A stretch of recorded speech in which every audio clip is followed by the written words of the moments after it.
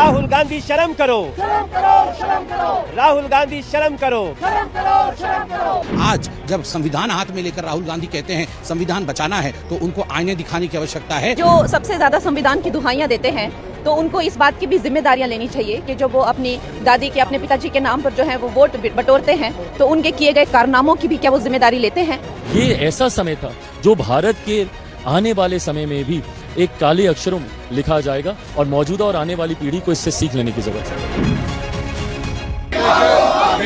राहुल गांधी शर्म करो, शर्म करो, शर्म करो, राहुल गांधी माफी मांगो, माफी मांगो, माफी मांगो। प्रतिबंध लगाने वाले शर्म करो, माफी मांगो, माफी मांगो। Today is the 26th June.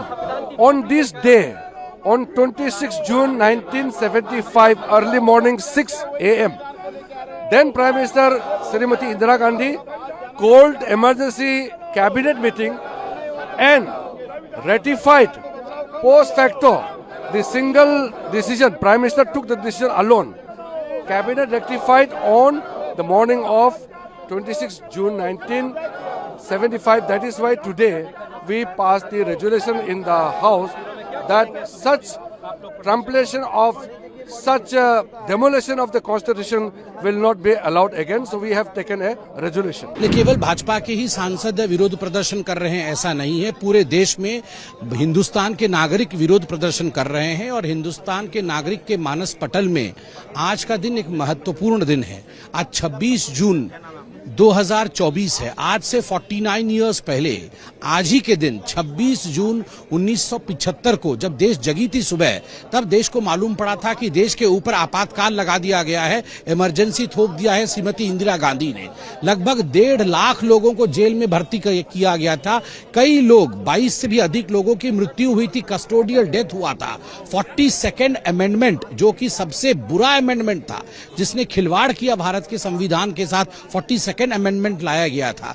देश के जुडिशियरी के साथ, देश के प्रेस फ्रीडम के साथ, देश के एग्जीक्यूटिव और लेजिस्लेचर के साथ जिस प्रकार का खिलवाड़ करने की कोशिश उस समय कांग्रेस की सरकार ने किया था, किसी ने सपने में भी नहीं सोचा था कि हिंदुस्तान के बाबा साहेब अंबेडकर की रूह कांप उठी होगी। किसी ने ऐसा सोचा भी नहीं था कि कॉन्स्टिट्यूशन के साथ, संविधान के साथ ऐसा खिलवाड़ कोई कर सकता है। आज जब संविधान हाथ में लेकर राहुल गांधी कहते हैं संविधान बचाना है, तो उनको आईने दिखाने की आवश्यकता है। और आज ओम बिरला साहब, जिन्होंने आज दूसरे कार्यकाल का पहला पदभार संभाला एज स्पीकर, उन्होंने ये जो एक रिजोल्यूशन रखा है कि लाखों परिवार जो जेल में थे उनके प्रति हमारी संवेदना होनी चाहिए, मुझे लगता है ये एक सराहनीय कार्य भारत के पार्लियामेंट ने किया है। देखिए, इमरजेंसी का एक ऐसा दौर था जो इतिहास में एक काले खंड के दौर पर जिसको देखा गया।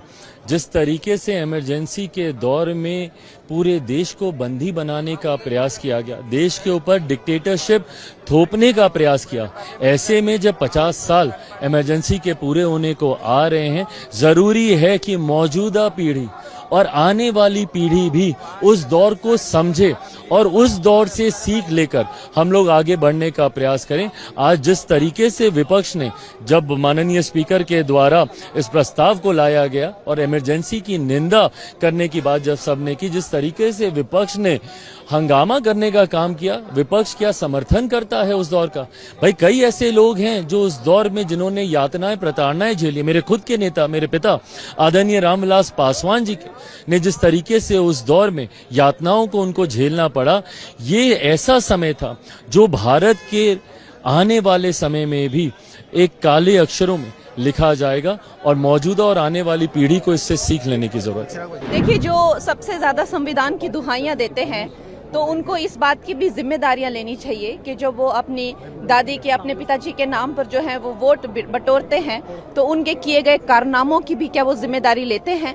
और आज जो संविधान की सबसे ज्यादा दुहाइयां देती हैं, ये भी जरूरी है कि उनका खुद का ट्रैक रिकॉर्ड वो देखें। संविधान की जिस तरह से धज्जियां उड़ाई गई हैं और जिस तरह से गला घोटा है इमरजेंसी के द्वारा और सबके संवैधानिक अधिकार जो है इन्होंने छीन लिए थे, वो सब भी हम बार बार दुनिया को याद दिलाएंगे ताकि इस तरह का खिलवाड़ जो है संविधान से के साथ दूसरी बार हो ना पाए। 6 सितंबर को जो है, आपको तो पता है मैंने हमेशा ही राष्ट्रवादी फिल्में बनाई हैं, चाहे वो मणिकर्णिका हो चाहे वो इमरजेंसी हो, तो इस फिल्म के द्वारा भी मेरा यही एक मकसद है कि दुनिया के सामने जो है वो एक जो हमारा सबसे darkest chapter of our history है वो दुनिया के सामने आए और देखे कि किस तरह से लोकतंत्र का गला घोटा गया था। राहुल गांधी माफी मांगो, माफी मांगो, माफी मांगो। राहुल गांधी शर्म करो, शर्म करो, शर्म करो, राहुल गांधी शर्म करो, शर्म करो, शर्म करो। राहुल गांधी माफी मांगो। माफी मांगो, माफी मांगो।